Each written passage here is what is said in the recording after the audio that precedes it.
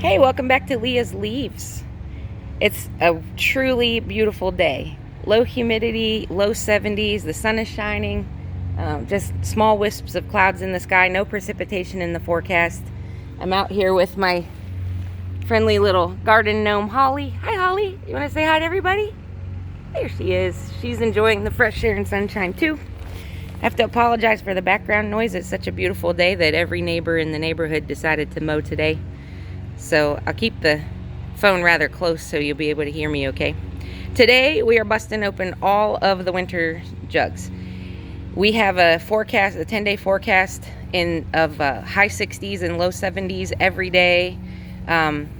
Chances of rain a few days, nothing too heavy or severe, and nights that aren't going to get any colder than the mid to high 40s. And everything that's in these jugs is a frost tolerant plant anyway, and they can handle the cold nights.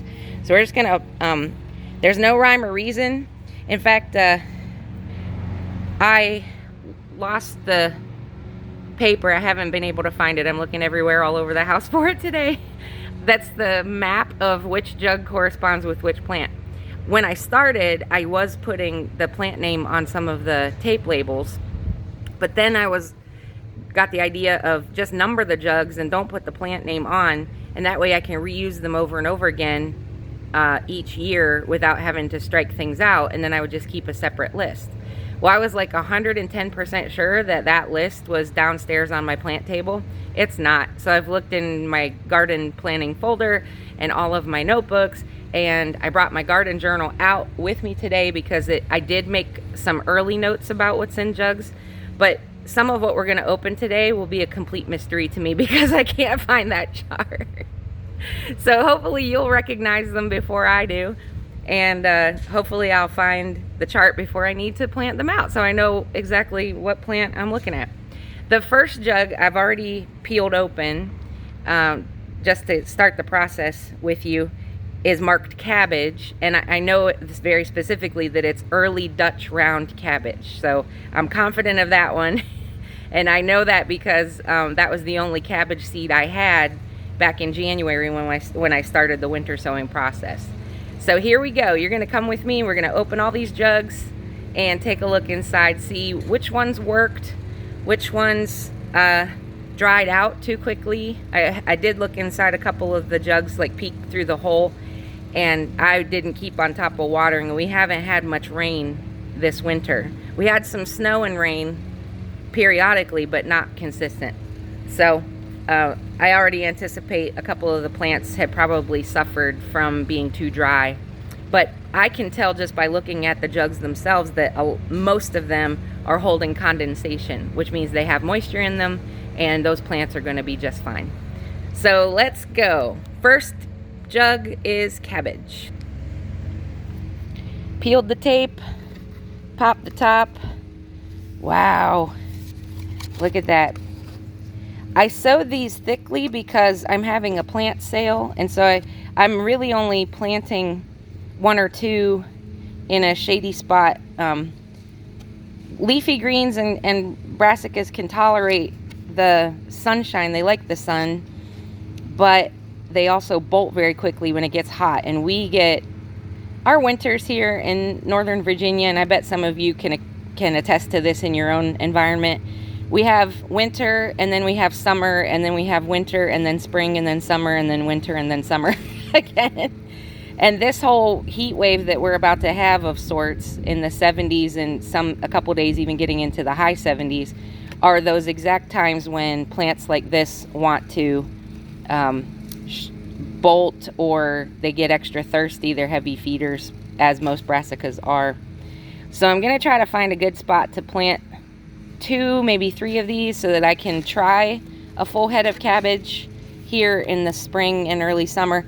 More likely in my zone, cabbages like this that do form a full round head would be better as fall crops. So for me, this is really an experiment, and in the mid to late summer I'm going to sow a fresh crop of these and plant them and not even have to harvest them until November or even December.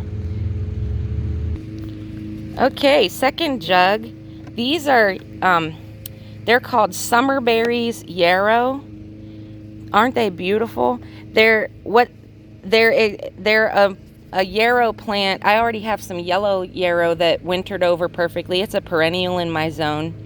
And my existing yarrow will grow yellow flowers, and they're excellent pollinators, and they have some herbal and medicinal properties as well. But I saw this other color, summer berries. It's whites, pinks, roses, and a little yellows all mixed together in the flower heads, and it looks like in the pictures I saw just a beautiful plant. So I sowed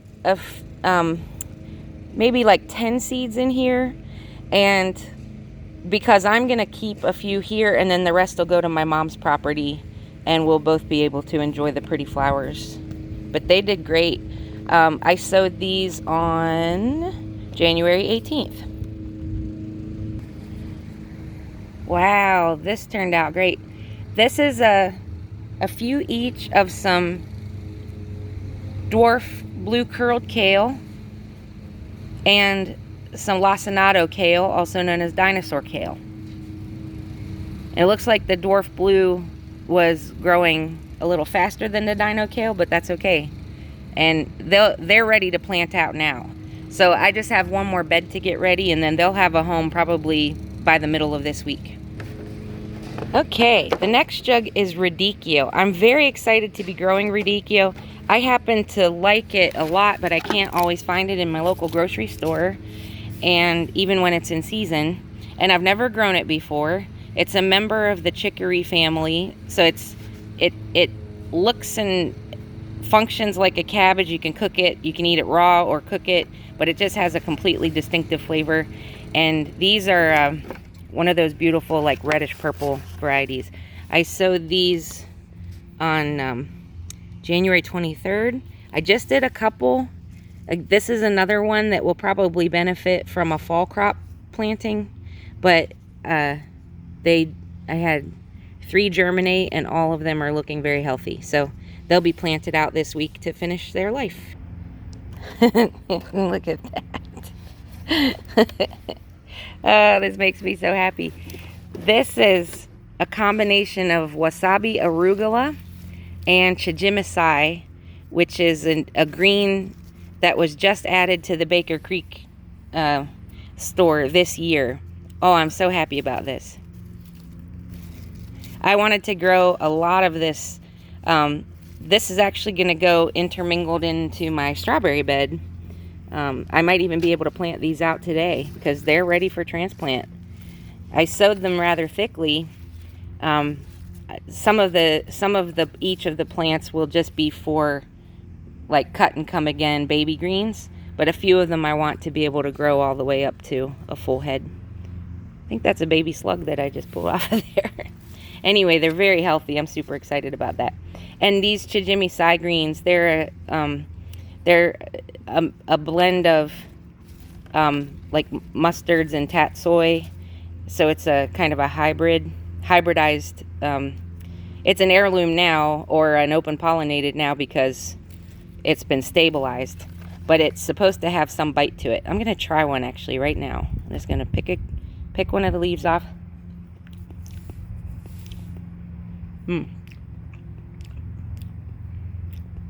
Yeah, it kind of tastes like mustard greens, which I like, or a little bit of spinach.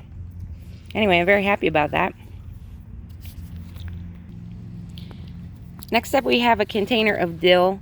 It did germinate. It is dried out, but have no fear. I brought a water jug with some fish and kelp emulsion in it, so we'll give these guys a good drink, and I think they'll bounce back just fine, especially now that the top is off and they'll be able to get sun and water. Okay, next up are American flag leeks. They need watered. You can tell the soil's dry. They hadn't retained moisture in this jug. They were only planted on March 6th, so they'll bounce back. I'll give them a good drink of water today, let them have some sunlight. And I have other alliums already going inside, some bunching onions and bulbing onions, and then these leeks as well. And just a tip, avoid planting all of your alliums in one spot together, because if or really kind of any plant, because this is sort of a transferable concept. If a pest comes that likes those kinds of plants and there isn't something to distract them, or a trap crop or an interplanted variety of another type, then more pests will come and be attracted to the same spot, and your entire bed will get attacked. So what I'm going to do is interplant these among things like tomatoes and peppers and some of my lettuces and some of my greens, and give them, I'll put like 4 or 5 together and then plant some other things around them, some nasturtium and the yarrow and things that give off other fragrances and odors, and help these leeks not be attacked by pests that might also be attracted to onions, garlic, or bunching onions that are grown too close to them. This one I don't even need to pop the top yet. You can see clearly how it's going. These are Sweet William tall doubles. It's a mixed color seed packet, and I planted these on February 18th. They're doing great. I'm going to leave them in here a little longer and let them grow and get just a little more established before they come out of the jug. Next up is lavender. This is true lavender seeds. They germinated. Lavender is a very slow growing plant. So I'm getting good germination, but they're far from being mature enough to be transplanted. They're just going to stay in the jug for another month, and then we'll check on them again. The reason I started lavender from seed is because I had an established lavender plant that needed to come out of the ground where my Bermuda grass was taking over, so that I could solarize that space. So I took cuttings from that plant, and then I also sowed some from seed, just in case the cuttings didn't take, to give me some backup. If these stay healthy and continue growing, like I'm going to help them to do, then these ones will actually, I'll be able to pot these up and sell them at my plant sale instead of keeping them here at my place.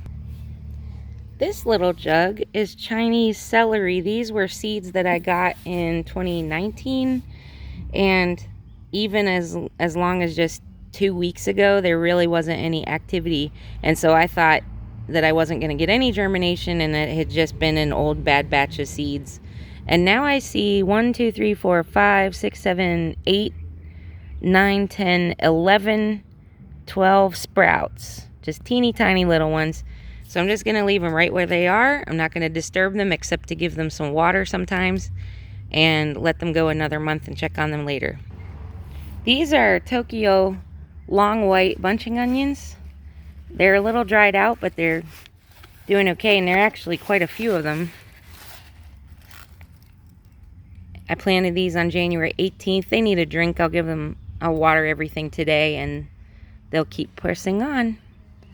I've never grown any kind of onion from seed, and this year I grew American flag leeks, Tokyo long white bunching onions, evergreen bunching onions, ruby red onions, and Walla Walla onions, all from seed.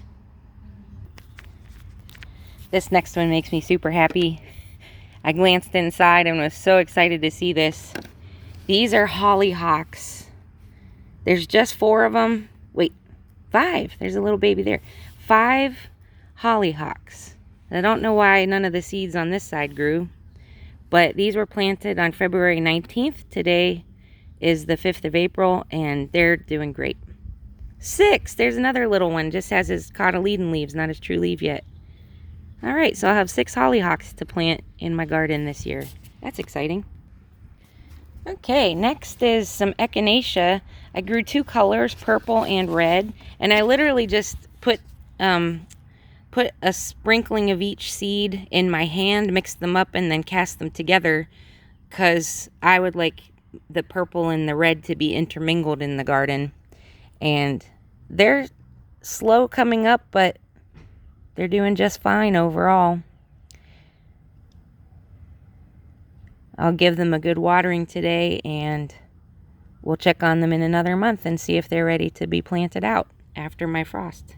Coneflowers are perennial, and they are cold tolerant, so I'm a little surprised at how slowly they're growing here, but at least they're growing.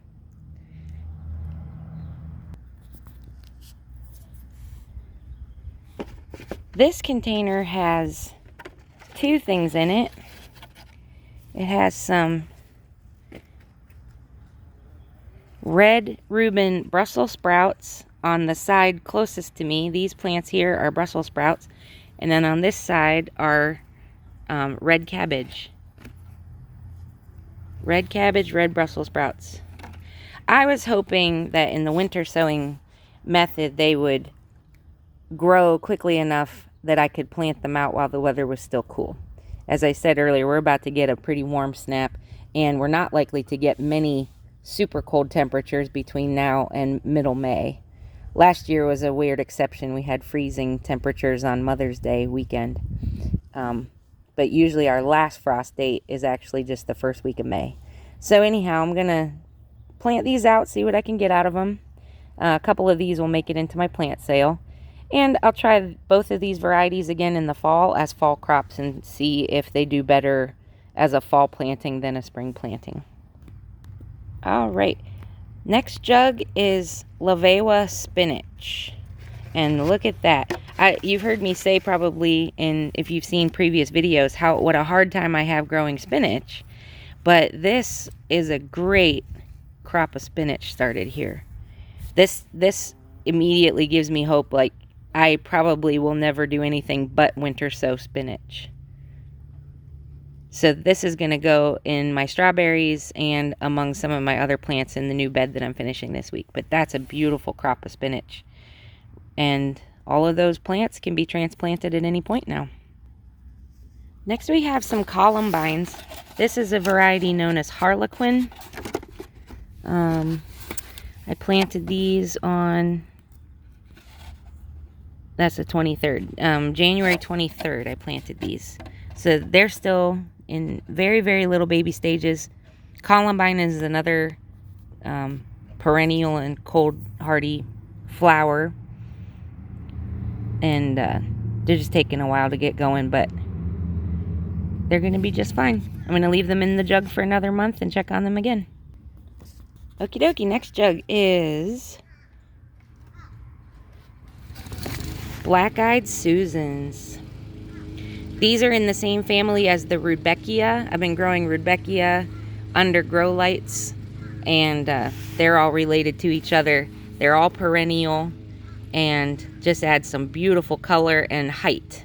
These are some taller plants. They grow, 1.5 to 2 feet tall, sometimes a little taller than that. So I needed some flowers that added some height to the garden. They're doing great. I already peeked inside the top of the jug. These are snapdragons, and I know they're sown thickly because they were the snapdragon seed packet. Like, I had tipped a few in my hand just to put a few in, and then as I was closing up the packet, I dropped it and a bunch more fell in. So that's what you're about to see. Like, that is a heck of a lot of snapdragons. Wow, that's a lot. So, but anyway, I'm gonna give them a watering today. You can see that the soil's dried out. They need some water. And I'll give them some TLC, and I'm gonna thin them a little bit, but mostly I'm gonna let these puppies grow another month, and I'll keep the ones that I want and then sell the rest in my plant sale, I guess. Wow. That is 2 kinds of mustard greens. They're ready to go. They're ready to be transplanted. On this side facing you is green wave mustard. They have the most beautiful pattern in the leaves as they mature. They look like human fingerprints, kind of. They're really swirly. And then on this side, the ones that have the purplish tint to them are called ultraviolet. And they'll grow purple stems and have purple veins running through the green leaves. Both of them are going to be beautiful and tasty. They're going to find a new home probably in the next 2 to 3 days. Okay, this next one's no mystery. I actually wrote this one down. This might have been, this is the 3rd jug I sowed. This is just regular broadleaf sage. I got these seeds from Little Shop of Seeds. And hey, we have sage. 1, 2, 3, 4, 5, 6, 7, 8, 9, 10. We have 10 sage plants. Beautiful. Looks like there's another one was trying to come up in that spot, but that's okay. And many of them have already formed their true leaves. Herbs in general can take some time to take off, but then they catch up really quickly. So that's beautiful. I'm just going to leave them in the jug and give them a good nourishing drink today, and we'll check on them in another few weeks. Next up is red onions. These are red burgundy. These seeds came from M.I. Gardner. Wow. Beautiful. Beautiful. I don't even have a place to put all these onions. Anybody want some onions? If you live in driving distance of Blu-ray, I'll share some onions with you. This is terrific, though. At the end of the video, I'll share with you a picture of the exact same variety that I've been growing indoors under grow lights. And I honestly can't tell a difference. As far as height, health, germination rate, it's the same. So that tells me that this winter sowing method is a great way to start onions and save some room under my grow lights. All right, last jug. Gonna open it. Ready? This is number 21. And this is knee-high sweet peas. I grew sweet peas because A, they're really pretty, and B, because they're the birth flower for the month of April. And 3 of my family members, including myself, my brother and my mom, are all April-born people. And so my nickname when I was a kid, because I was born in April, was Sweet Pea. And so I decided to grow some sweet peas from seed this year. And check these out. Beautiful. So these are going up a trellis in the front yard. And then in front of the trellis will be a pallet that holds other little potted plants that are small plants, like dwarf varieties of other flowers or small herb plants. And this will provide a nice colorful green and colored backdrop to those pots. I'm going to film that process in a different video at a later date. Anyway, these are great. All right, before I go, I'm going to take you inside and show you those other onions so you can see the difference between these red onions that were sown in the jug and the ones that I sowed from seed under grow lights. Check these out. Here, let me move them under out of the pink light and under the white light so you can see them better. So now I have given these ones that were sown indoors a little bit of a haircut once before to encourage some bulb growth in the early stages. And these aren't all. This one on the right, these ones here on the right, are the ruby red. Identical to the ones that the ones on the left here are the ruby red. Walla Walla was in the middle and red burgundy on the left. Walla Walla in the middle, ruby red on the right. I'll get it right one of these days. But anyway, these ones on the left are identical to the ones sown in the jug. And they're doing great. I will just sow my onions in jugs from now on. Save space under my grow lights. Anyway, that's that. Thanks for coming along on my tour and seeing me, going along with me to see the progress on these winter jugs. I am a huge fan of this method now. Like I said before, this was my first year trying it. I'm so pleased with the results. Leave a comment below if you've used winter sowing and what your favorite crops to winter sow have been. I concentrated my winter sowing on cool weather crops to give them a head start for my spring season. This is a method that you can use in warmer weather now. You just have to make sure that the jugs don't get too warm on warm days. But your warm-loving plants like melons, beans, eggplant, peppers, tomatoes could all be sown here in early April in a winter jug to give them a head start so they're ready for transplanting as soon as the first frost is over. And like I said, here in Zone 6B, that's usually the first week of May. I'll actually wait until the second week of May just to avoid any repeat of last year's freezing weather on Mother's Day weekend. But if you're growing in or around my zone, you can see the results of this winter sowing, and maybe this is a method that will work for you so that you can save room under your grow lights, or you can plant things you didn't know you could plant because winter sowing doesn't require grow lights, and it doesn't require special bottom watering trays and certain mixes and everything. I just put them in potting mix and look at the results. They're wonderful. Anyway, I'm learning a lot. I'm sharing it here, and I hope you'll come grow with me. Bye.